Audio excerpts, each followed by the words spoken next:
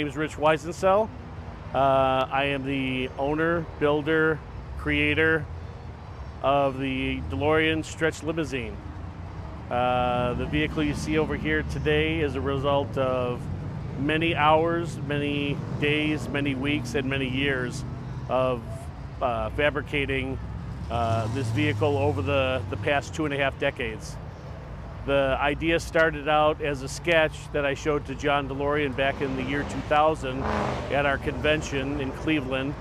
And then I basically had a sketch like this at home, and I didn't have it with me when I met him. So I said, you know, I better sketch that out again when is the next time I'm going to be able to meet John Delorean.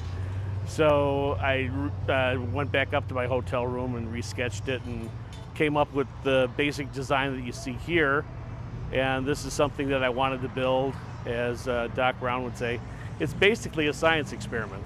So it's never been done before, never been attempted before. So I said, well, if somebody can do it, it's me. John tended to agree with that. I asked him what he thought of the project, and he said, if you think you can do it, go right ahead. I'm all behind it.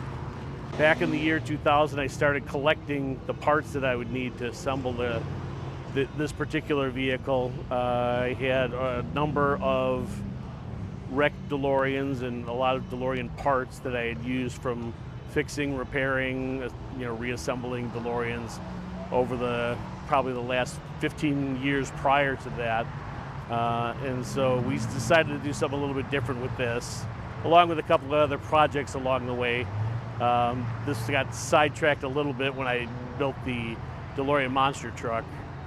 And then that got noticed by the Discovery Channel. The next thing you know, I was on Monster Garage a couple of times.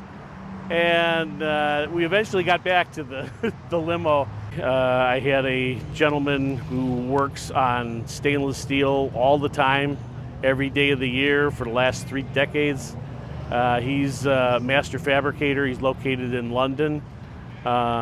He came out to work on the DeLorean limo strategically a number of times over the course of a couple of years, where we fabricated the panels in the middle here.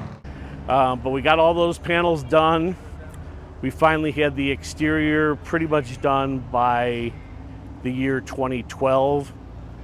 And then it was the decision that had to be made was what powertrain are we going to go with it. And we've been talking about it back and forth for a long time. So I said, how can we simplify this and meet some of the goals for the car? So once I started looking at the electrification of the DeLorean that had been taking place over the last 5 years, there's a lot of cars that have been moving to the EV platform. So I looked at one in particular because it was using the latest, greatest Tesla Model 3 drivetrain. We started doing some of the early battery testing right after 4th of July. And then we said, we got to get it out there. It's moving on its own now. It's got its own drivetrain. It drives up and down the street just fine. It has regenerative braking system.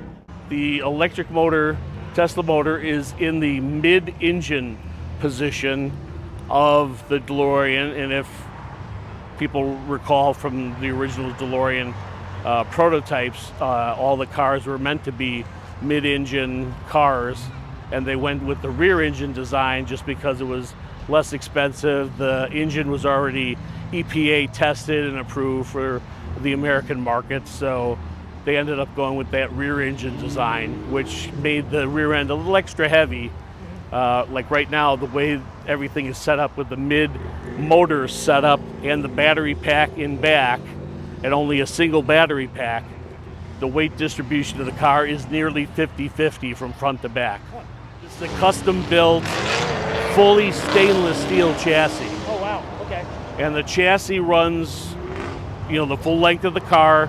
It has a 20-foot wheelbase, which is a little bit crazy. Yeah. But I decided to nail it right there, stop it at 20 foot, So it's a unique combination of the original styling with the new technology.